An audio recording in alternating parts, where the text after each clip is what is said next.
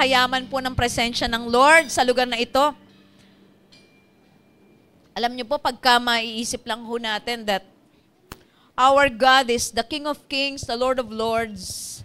Isang Diyos na walang kapara sa kapangyarihan, walang katulad sa pagmamahal, walang katulad sa kanyang kaluwalhatian, ay pupunta sa lugar na ito, sa simpleng lugar na ito, para po katagpuin ang bawat isa. At alam niyo po, that is an experience that you can have every single day of your life. Na po, kahit sa inyong mga bahay, huwag niyo pong iisipin na napakalitang bahay niyo para hindi kayo puntahan ng Panginoon. Sapagkat isang tawag lamang sa Panginoon, siya po ay naroroon. Amen. Palakpakan po natin ang pag-ibig ng Panginoon sa ating buhay. I just feel na talagang ang Lord ay nalugod sa ating pagsamba. At ngayon po, marami pong sorpresa sa inyo ang ating church. Lalo na pong ating one team na po. Mamaya po ay meron po silang regalo sa inyo na handog ng pagsamba sa Diyos. Alam ko pong magbibigay din po ng pagpapala sa bawat isa sa ating naririto. Alam niyo po, we've been studying about the imitating Jesus. Na po? Kasi po ang goal ng isang church, kaya po iniwanan tayo ng Panginoong Hesus dito, ay hindi lamang para dumami, para marami pang tao ang madala natin sa kanyang kaharian sa kalangitan. Kundi, gusto po ng Panginoon, tayo pong lahat will grow in Christ-likeness. Na po, ano man po yung mga challenges ninyo sa buhay, look at them as God's instruments to make you the kind of person that God wants you to be in His heart. Kung meron po sigurong isang magandang gawin ng isang lilikain, ay yung maging fit siya doon. Yung kumbaga po kung ano yung gusto ng inventor na maging function niya, maging kalabasan niya, yun po yung gusto niyang gawin. At tayo rin po bilang mga nilikha ng Diyos, sana po maging goal natin sa buhay. Higit sa pagpapala, higit sa himala, higit pa po sa pinakamalalim ninyong panalangin nung pumunta kayo dito, ay ang mag-grow po tayo sa wangis ng Panginoon. Opo? Maging Christ-like. Kasi yun po talaga yung goal eh. Yung ating ugali, yung ating pamumuhay, hindi man maging kapara, talagang hindi po kasi perfect tayo eh. We live in an imperfect world with imperfect people, but at least we grow better each day according to the likeness of our Lord Jesus Christ. Because in the first place, isa pong paraan para ang tao ay lumapit sa Panginoon ay ang mabasa nila ang ating mga buhay. Makita nila si Jesus, maranasan nila si Jesus, maawakan nila, marinig nila na ang bawat encounter po sa inyo ay parang encounter nila sa Panginoong Hesukristo mismo. Because as the head, He desires that His body will act accordingly. No po, doon sa instruction ng head, who is our Lord Jesus Christ. Siya po ang pinaka-pinuno ng bawat simbahan. No po? Tayo ay may kanya-kanyang bahagi, pero ang goal po natin, we function differently. Iba-iba assignment natin sa church, pero lagi po ang ating goal, kahit po kayo ay usher, dancer, attendee, lahat po tayo dapat Christ-like in every way. Opo, hindi po sa pastor o sa life group leader lang, tayo pong lahat, yun ang goal natin, na Lord, gawin mo akong katulad mo. Opo? Kaya ang pag-aaralan po natin sa araw na ito po ay pinag-aaralan din, I think, ng buong GMA operation, yung NCR operations, na po, a heart like Jesus. Isang puso na kagaya ng puso ni Jesus. Na po, kagaya ng sinabi po ni Doc May kanina na ating worship leader, sabi niya, hindi lang natin imimik si Jesus. Pag sinabi pong mimic, parang kakopy mo lang, copy-paste. Na po yung paano siya magsalita, ano yung sinasabi niya, pati siguro pananamit niya, pati kinakain niya. Pero this one is heart. Na po yung puso po natin. Kasi ang titingnan po talaga ng Panginoon sa atin, hindi yung output natin. Ano yung nakikita ng tao? Ano yung nasusukat ng mga record? Yung nare-recognize ng mundo, ang Lord po. Sa pinakamaliit na paglilingkod nyo, o sa pinakamalaki man, ang titingnan po ng Diyos sa atin, hindi po yung ating ginagawa. Ang titingnan niya, yung puso natin. No? Kaya, if there's one thing na kailangan po nating i-mind, ating tingnan, ating silipin, ay yung pong kalagayan ng ating mga puso. Sabi po ng Ephesians 4:23-24 sa NCV, no po? New Contemporary Version. Sabi nga nun, but you were taught to be made new in your hearts, to become a new person. That new person is made to be like God, made to be truly good and holy. Amen? Yan po ang gusto ng Panginoon.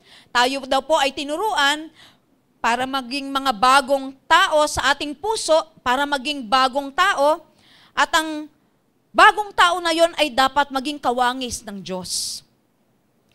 Ginawang tunay na mabuti at banal. Ayan. Palakpan natin ang Panginoon kasi yan po ang itinuturo sa atin ng Panginoon. Na tayo po ay maging mga bagong nilalang sa magitan ng pagbabago na nagsisimula saan? Sa atin pong mga puso. Yan. God's plan for you is nothing short of a new heart. Jesus can change our hearts. He wants us to have a heart like His. In order to have a heart like Jesus, we must understand His heart. Sabi ganon, ang Panginoon kayang baguhin puso natin kahit gaano yang katigas, kahit gaano yan, sabi natin, marumi yung puso ko, punong-puno ako ng galit. Good news po, wala pong hopeless case kay Lord.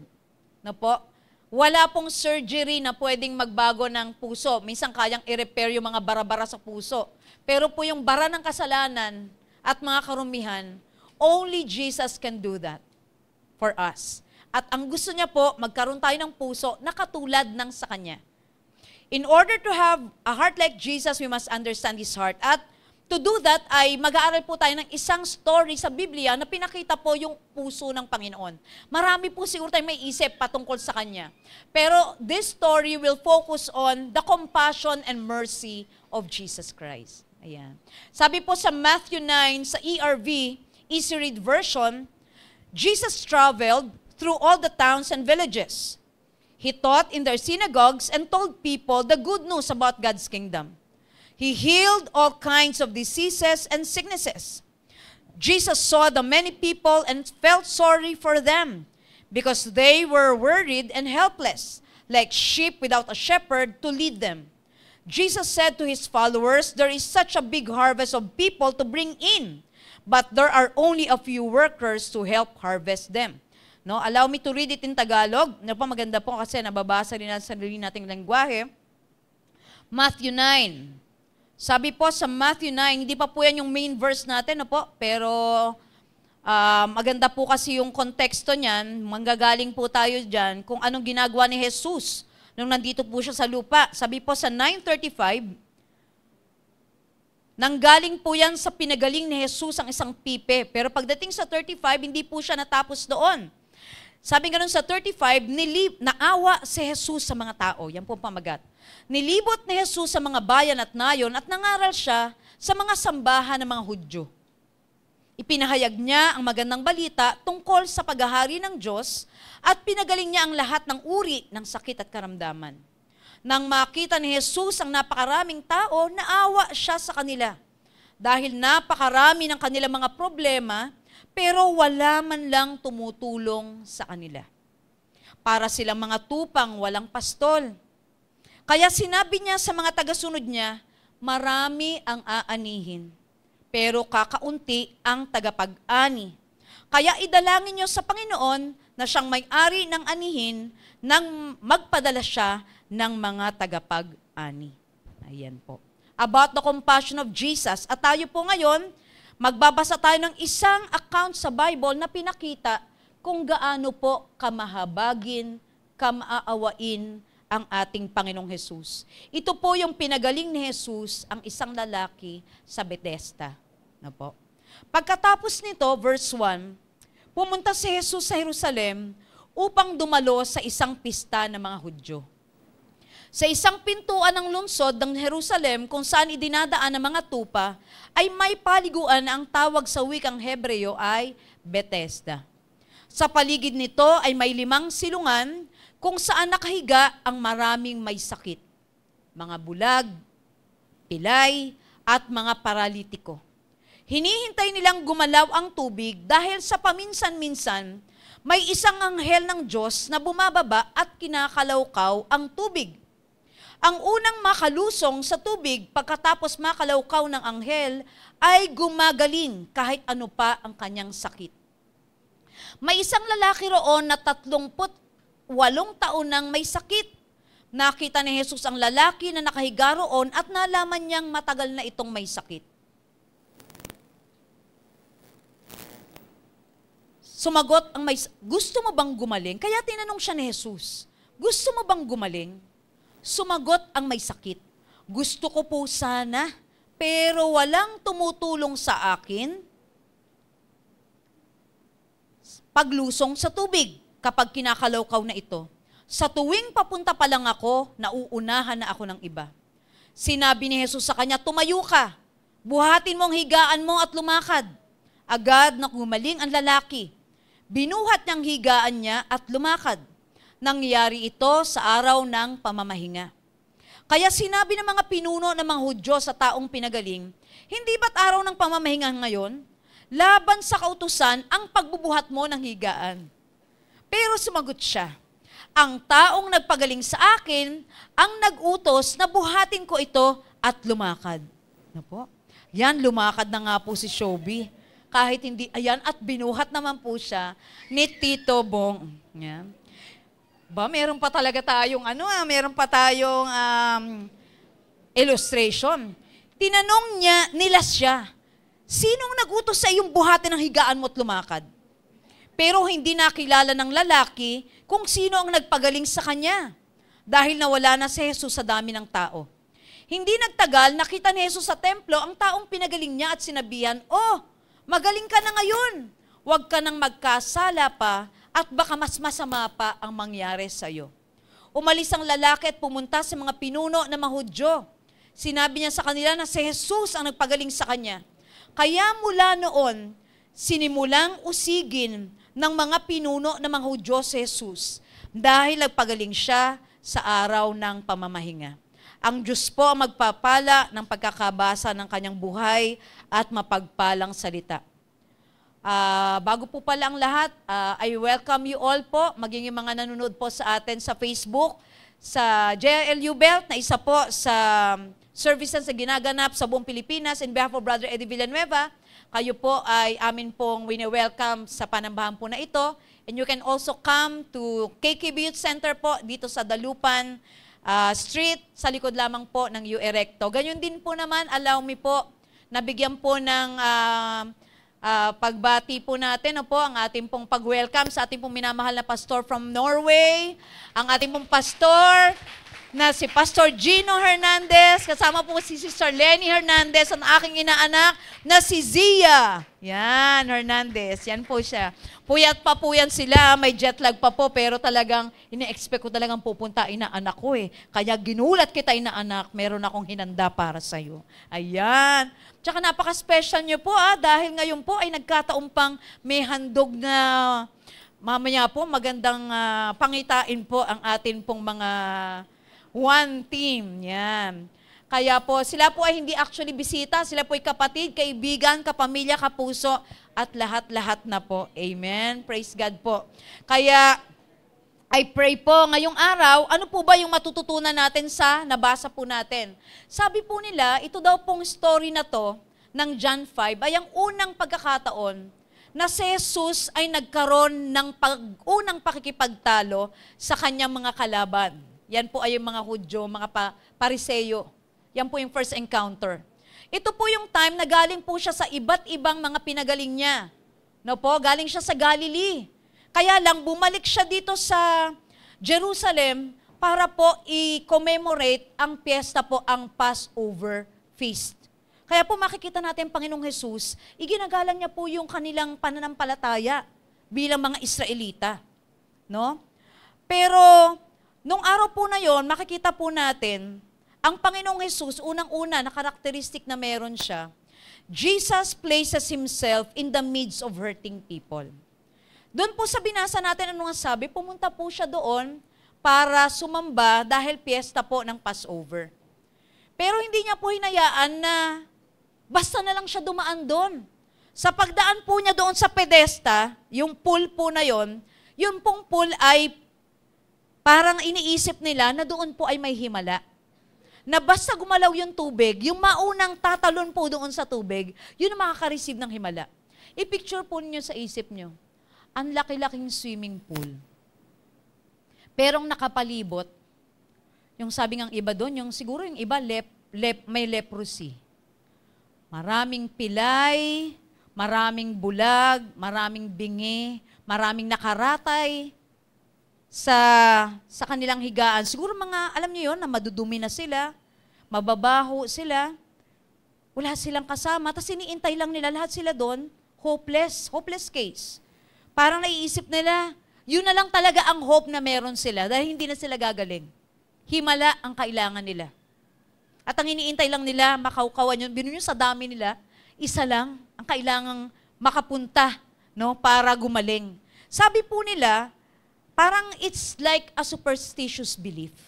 Kasi hindi naman talaga proven na talagang gumagaling yung tumatalon doon. Sabi nga nila, may mga pipe na yun sa ilalim na talagang minsan gagalaw talaga yung tubig. No? Tapos unahan sila sa pagtalon. Makakita yung mga tao, may mga ganon, di po ba? Yung nakakita niyong pila sa PGH, alas 4 ng madaling araw. Yung mga pila po sa PCSO, yung pila po sa mga public hospitals, na yung mga tao walang pambayad. Kaya ang gagawin, magtsatsaga para po magkaroon ng kahit papaanong access sa medical health. Lalo na po ng panahon na ito. Wala pa naman talagang maayos na pag-aaral pagdating sa medisina. So people are hopeless. Pero alam niyo po yun, mga taong ganoon, binigyan ng Panginoong Jesus ng pansin. No po? Pauwi na lang siya doon sa kanilang lugar. Ang tagal niyang wala. Ang dami niya ng pinagaling sa lugar na pinuntahan niya.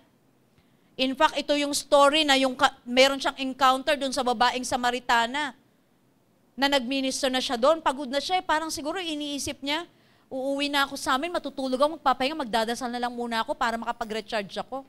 Pero na-move siya eh. Nung makita niya yung mga tao hurting, anong ginawa niya? Pumunta siya mismo doon sa gitna ng mga taong may sakit, may mga karamdaman. Ganyan ang ating Panginoong Jesus. Hindi siya doon sa mga tao, di ba minsan, pag may kailangan yung mga tao, yun yung, parang kung may makukuha ka doon, pupunta ka doon. Pero ang Panginoon ang hinahanap niya, saan kaya ako po pwedeng mag-minister? Sino kaya yung mga tao na pwede kong kausapin? Sino kaya ang mga nasasaktan, mga may sakit? No? Ito po pala yung puso ni Jesus. At ito rin yung ina-expect niya na tayo, bilang mga Kristiyano, we go to places where there are hurting people. At kagaya po na sabi ko, I think sa first Sunday, na karamihan po ng sakit ng tao, mas masakit po yung mga sakit na hindi kita ng mga mata natin. And it takes heart, it takes discernment, it takes God's Spirit to tell you sino yung dapat mong i-minister na kailangang kausapin at i-minister. Alam niyo po ba itong mundo natin? Ang daming hurting. Ito yung pagkakataon na ang tao parang ayaw nang lumapit sa kanino man kasi ang iniisip nila, marami rin silang iniisip. Marami rin silang pinagdadaanan. Baka yung akin, bahala na lang akong soluhin. No wonder ang daming nagsusuicide. No wonder ang daming depressed. Ang daming nawawala ng pag-asa kasi parang walang willing na makinig. Walang willing na umabot. No po? Kaya, sa oras na ito, let us pray to the Lord. Lord, saan po ba kailangan ang Kristiyano pong katulad ko? Saan po merong mga hurting na mga tao? Kaya po in-encourage ko po talaga yung church family natin. Let's go beyond church. Matuto po tayong makiramay pagka merong namamatayan. Na po? Matuto po tayong dumalaw pagka merong may sakit. Kasi people will forget what you told them, what you taught them, but they will never forget how you made them feel. That's when they felt you care. May mga tao, hindi naman kailangan talaga ng counsel, kailangan lang nila merong makinig at may manalangin para sa kanila. Hindi po totoo na kailangan ng pera para makatulong. Ang panalangin nyo po will go a long, long way para po ma-encourage yung mga taong nasasaktan. Kaya po sigurong walang gaanong healing. Kasi wala din namang nagkikare enough para mag-pray sa may sakit. O kaya, nahanap ako na magpe-pray sa'yo. No? Kaya, sa text. Pero minsan, alam nyo, yung touch ng tao, siguro yung dapat natin matutunan kay Jesus. Minsan yung touch, sabi ng Panginoon, di ba, when you lay your hands on the sick, they shall recover. May pag-aaral po ng mga mice, no po, madalas naman silang ginagawang sa experiment na mga maliliit na mga pinanganak na mga takot kayo. Yung wala pang balahibo, nakita niyo na ba yung daga pag walang balahibo, yung bagong panganak siya, kita niyo lahat ng internal organs niya. Hindi kailangan ng x-ray. Bata pa lang po ako, naglalaro na kami niya, kaya hindi ako takot dyan. No? In fact, I raised many white mice. No? Kaya gusto ko talaga maging veterinaryo. No? So, yun talaga, no? Ginrupo sila into two. Isang laging itinatouch, tsaka isa na hindi tinatouch pero pareho pinapakain, pero yung iba na tinatouch at yung iba hindi. Sino gusto mong volunteer? Malaki bayad. So, alam nyo, after ilang araw, yung mga pinapakain at tsaka tinatouch, sila nabuhay. Pero yung other 5 na basta pinapakain lang ng the same environment, pero walang touch, namatay sila kaagad. Sa atin po, yung inyong presence, kahit sa pamilya, kaya po yung hug, very important po yan. It ministers, no po? Parang gamitin mo talaga siya na, Lord, use my life, my hands, to minister to those who are hurting. Kaya po, hindi tayo ginawa ng Panginoon, kaya po yung non-face-to-face meeting, yung pong ang pag-aaral nyo ay puro sa online. Di ba dyan na nga na-develop yung mga anxiety? Kasi biro mo yun, nag-aaral kayo nang hindi kayo nagkakakitaan. Church na walang meet up. Hindi po ganoon ang design ng Lord sa church. Ang church talaga, they go together, they pray together. Kasi po kailangan po yun. Ang Panginoon mismo, ganoon siya mag-minister. Kaya po sa atin, let's go beyond honest or good intention. Let's do something. Na po? Kaya I pray, JLU Belt, sana makita ko kayo madalas sa mga lugar kung saan may droong tao na nangangailangan ng pag-abot natin. Gawa natin ang oras. Amen? Hindi naman po, ayoko na nga sabihin na favorite ko yung mga funeral services. Pero alam niyo po, isa yan sa talagang ayokong i-miss. Magagawa at magagawan ko na, parang kung magagawa ko na, parang gagawin ko talaga ng paraan. Kasi dyan po yung mga tao, sila open sila at kailangan po nila ng comfort ng ating Panginoon. Sabi niya, can you imagine a place where there are multitudes of lame, blind, and badly disfigured people gathered together? Nakita na po tayo ng ganon? But this is exactly where Jesus found himself as he had a heart for hurting people. Grabe, no? Yung siguro, pag leper, di ba, tanggal na yung ilong, tanggal yung isang daliri, pilay, tapos siguro yung iba mga iba-iba yung itsura, lahat sila. Pero may imagine niyo, isang kwarto, sabi ng isang kwarto to, ito halimbawa yung pool na iniintay natin, tatalon tayo dito, lahat may sakit. Yung lahat dito, merong bulag, may pipe, may bingi, merong tanggal yung isang paa, merong, di ba? Pero nandun ang Panginoon, pinuntahan ng Lord. Yung lugar na yon. Bakit? Because He cared about hurting people. Pangalawa, binibilisan ko po ilang minutes na lang. Pangalawa, Jesus desires to help those who cannot help themselves. Sabi niya sa John 5:5-9, doon sa nabasa natin, di ba? Buksan ulit natin John 5:5-9, anong sabi niya? Oo nga 38 years na akong nandito, 38 taon. Biro niyo yun?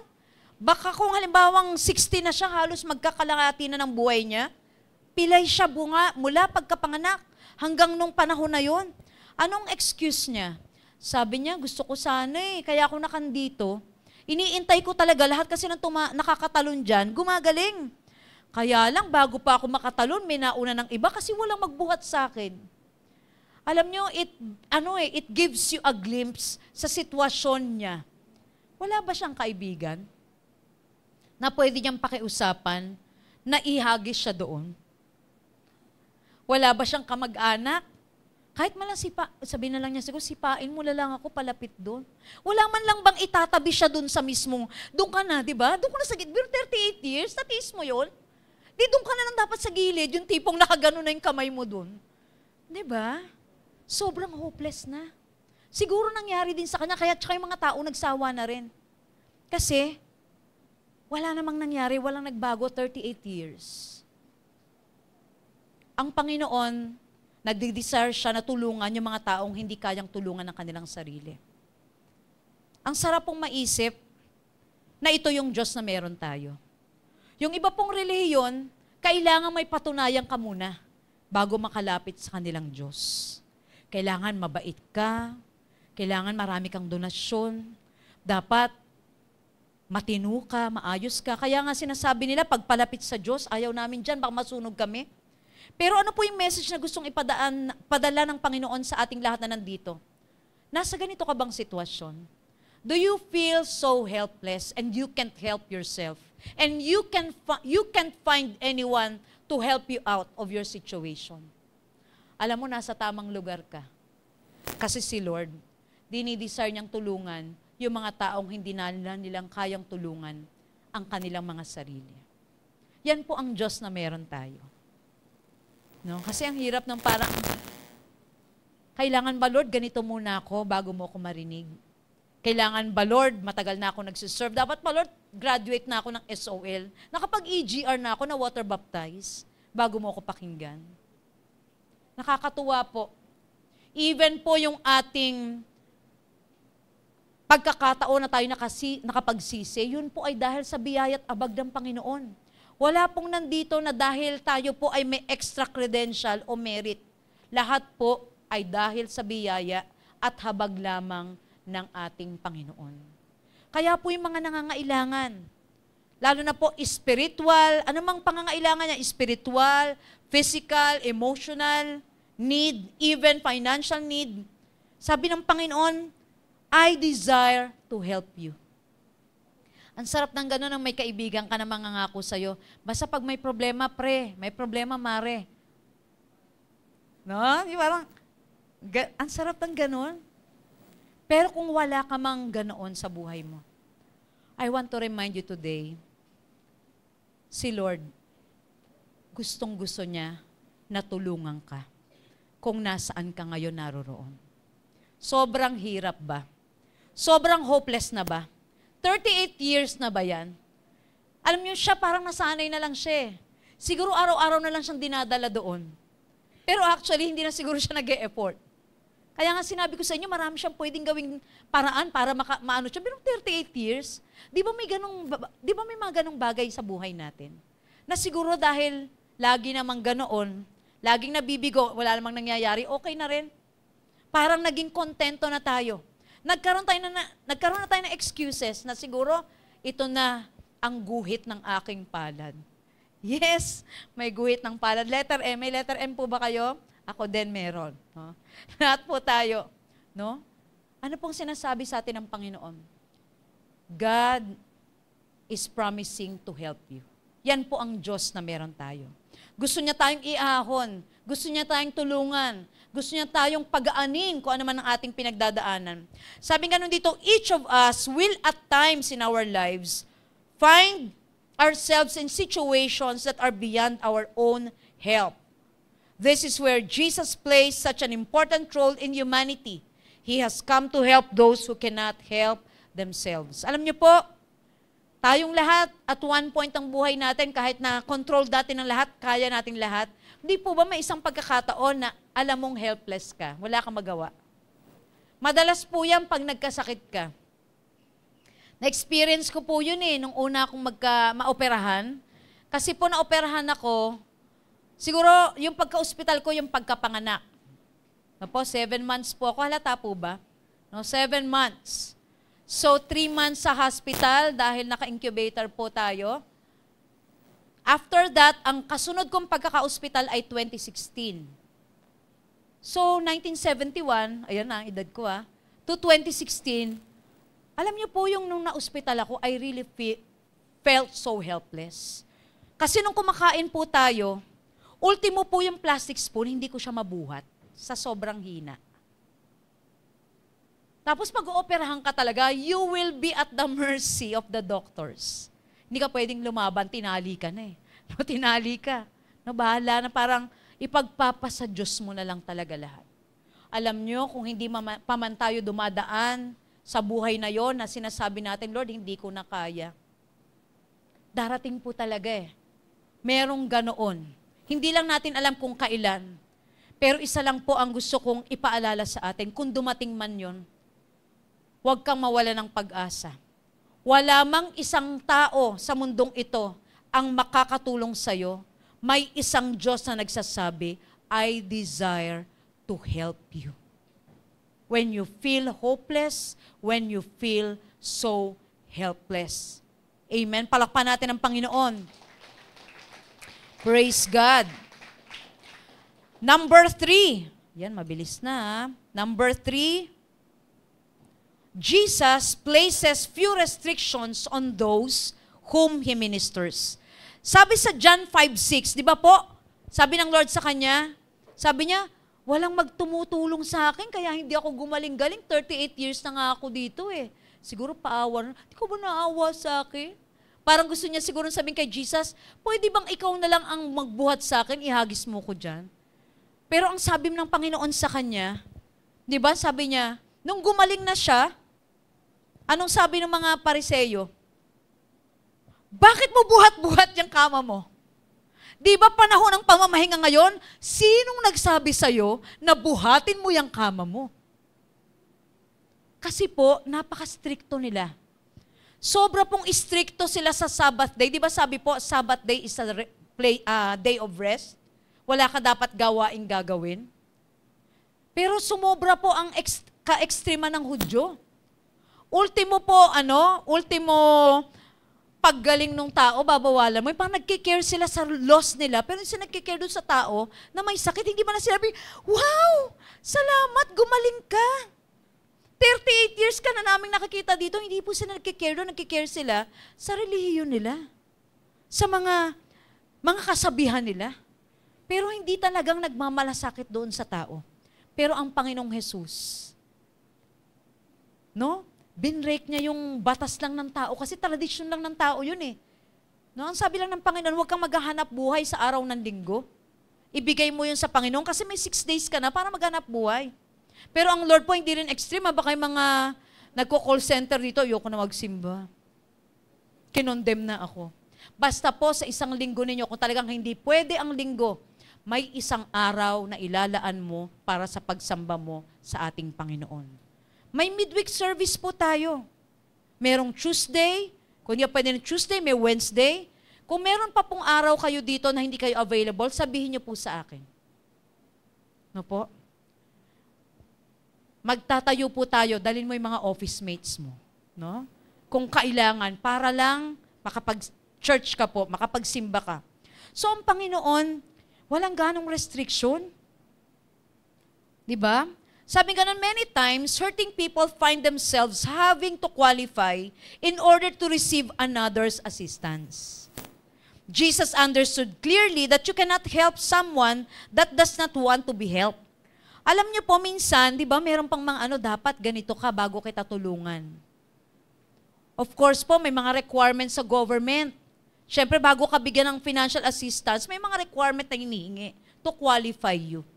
Pero sa Panginoon, regardless. No? Di ba nakakatawa po yung para makapag-apply ka ng national ID, kailangan mo ng 2 ID. Wala kang ID. Ang cute po nung ganun no? Pero sa Panginoon, di mo kailangan ng national ID.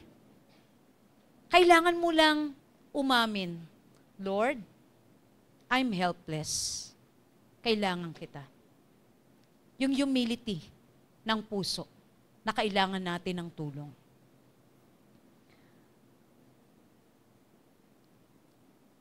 Kaya ang Panginoon, sobrang willing na tumulong po sa atin.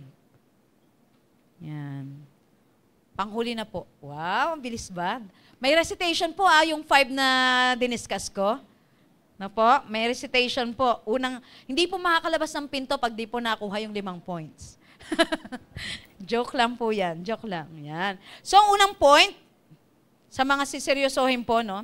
Ang unang point po natin, Jesus places Himself in the midst of hurting people. Yan ang puso ng ating Diyos. Kung nasan may nangangailangan, may nasasaktan, nandoon po siya. Hindi lang siya nandoon, kundi may desire pa siyang tulungan ka. Tulungan ang mga hindi kayang tulungan ang kanilang mga sarili. Pangatlo, Jesus places few restrictions on those whom He ministers. Kailangan lang po ay may pananampalataya at may puso na nais matulungan. Pang-apat, Jesus is more concerned with the needs of individuals than with the loss of man. Kaya po tayo, ang JIL, for the glory of God, pag may tinutulungan po, pag may mini-minister, hindi po natin tinatanong ilang taong ka na member ng U-Belt. Hindi tinatanong kung born again ka na ba, hindi po. Tinutulungan dahil yun po ang utos ng ating Panginoon. And I go to number 5. Jesus uses opportunities of ministering to physical needs to earn the opportunity to minister to spiritual needs. Sa John 5:14. Anong sabi niya? Magaling ka na, pero wag ka na ulit mabuhay sa kasalanan. Yung mga medical services po ng church, sa pangunguna ng iCare, yung pong pagpunta po natin sa mga outreach, sa mga barangay, yun po, pagbibigay ng basket of love, yun ay door opener lamang para ang tao po ay magkaroon ng pagkakataong mag-connect po sa atin at ma-minister po natin sila. Alam po natin na more than physical needs ang kailangan ng tao, spiritual na pangangailangan. Kaya po tayo mga kapatid ko dito, sana po pag gumagawa kayo ng good works, like halimbawa may mga nasa kalsada yung inaabutan natin, meron po kami tinatawag ni Mama Sel, ano po yun?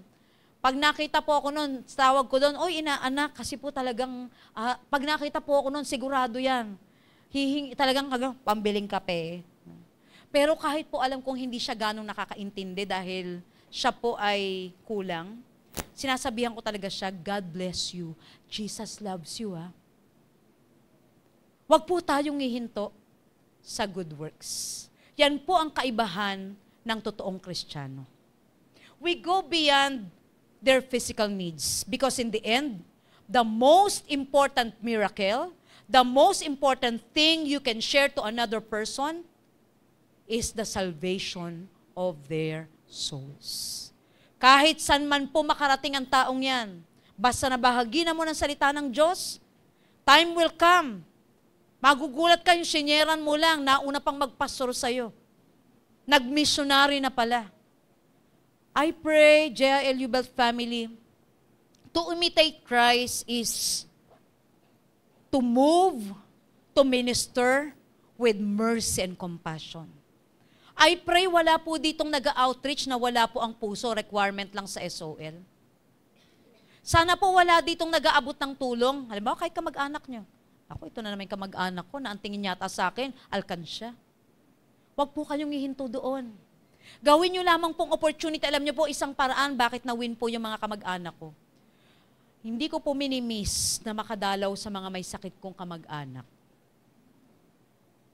Siguro nga po, nagtataka sila, ba't kaya ganun? Tuwitong uuwi, aside sa prayer, sa paggaling, lagi po kaming may sinner's prayer. Kepas ko po yan, basta dumalaw po ako. Sigurado po yan, may sinner's prayer kami. Kasi po, para sa akin, it might be my last time to tell them about Jesus. Sa atin pong naririto, alam po natin malapit nang dumating ang Panginoong Jesus. To imitate Christ is to go, teach, preach the gospel, moved by compassion. Heal the sick, pray for the sick, no? For those who are nasa kulungan, nasa hospital, nasa mga komunidad. Ito po yung gusto ng Panginoon na gawin natin. Sabi po dito, Jesus always teaches us. Sabi nga, Jesus always teaches through His actions that we must earn the opportunity to address a person's spiritual needs by first ministering to their physical needs. And we must remember that our motive of concern for the person must always be pure. Sa atin pong pag-abot, whether you like it or not, sabi nga po nung isang nakausap ko, mag-share ka, kitang-kita mo naman, nagkakandaduling na sa gutom yung kinakausap mo. Kahit ano pong share mo doon, hindi ka nila maintindihan eh. Mano ba naman na yung tinapay nyo sa bahay na pinatitigas nyo na lang, kakandaamag na lang. Lagyan lang ng konting palaman. Yung bang wag tayong lalabas ng bahay, meron ka man lang biskwit na nasa bag. O kahit mga tigli-5 piso. Pag-abot mo, sabihin mo, mahal ka ni Jesus, alam mo bang may Diyos na nagmamalasakit sa'yo? Ang sino mang tatawag sa pangalang Jesus, maliligtas. Wala pa pong 3 segundo yon. Let it be a practice, GILU Belt family. Because the gospel is Jesus Christ in action. It's going where the people are. Letting them hear the gospel and letting them feel the compassion and mercy of Jesus. Sa lahat po ng pagpapagaling ng Panginoon sa Biblia, lagi pong ang sinasabi, laging ang puso niya namumove ng mercy, namumove ng compassion. Kaya po ang tao, pag inisip mo si Jesus, hindi mahaba magdasal eh. Tatanungin ka lang niya, gusto mo bang gumaling? Tapos, nananampalataya ka ba? Tapos hahawakan niya, sasabihin niya, tanggapin mo ang sight mo. Magaling ka na, malaya ka na. Baka yun ang kulang sa Christian sa ating panahon. Yung mercy, yung compassion. Maganda po tayo mismo. Tayo na nasa kalagayan ngayon, kung ano man yung pangailangang meron ka. I want you to experience firsthand yung compassion and mercy ni Jesus. Kasi po, pag hindi mo natanggap, mahirapang i-minister sa iba yung kasi ikaw mismo di mo naranasan eh, na ang Diyos pala mapagpatawad. Ang Diyos pala mahabagin. Ang Diyos pala nagpapagaling ng may sakit kasi hindi mo naranasan. Alam niyo po ang Panginoong Jesus, Jesus did not live an easy life. Alam po nating lahat yan. Kayo po ba, easy ba ang buhay ninyo? Maraming nakakapanakit sa atin, ano po? Marami rin tayong problema sa buhay, ano po? Pero si Jesus hindi rin magdali ang buhay niya. He suffered even before the cross. Akala po ba natin sa krus na siya nagsakripisyo? Hindi po. Nagsakripisyo siya ng hirap. Kaya kailangan po siya magtrabahong karpintero. Bakit? Kasi po wala naman silang yaman nung nandito siya sa lupa. Na-experience niyo po ba na talagang mahirap pala magtrabaho? Ang hirap palang kitain ang money na ipangkakain o ipangpapaaral sa mga anak. Pero sabi dito, but no matter the situation that he found himself in, he never stopped following God's plan and serving others. Hindi po siya tumigil na i-pursue yung plano ng Diyos, na iligtas ang sangkatauhan at ipadama ang pagmamalasakit ng Diyos sa kanila. Jesus' example of obedience and service is one that all Christians should strive to follow. Amen? Palakpan po natin ang Panginoon. Hallelujah! Sa lahat po ng may challenges na nandito, sa lahat po ng nahihirapan na maglingkod sa Panginoon dahil sa inyong mga pinagdadaanan, ang Panginoon man po nag-suffer. Marami ring pinagdaan ng disappointments bilang tao na nabuhay dito sa mundo. Pero nawa po, wag po ninyong hayaang tumigil kayo dahil may mga problema po kayong pinagdadaanan sa buhay. Huwag po kayong tumigil maglingkod. Maglingkod lang po tayo ng maglingkod.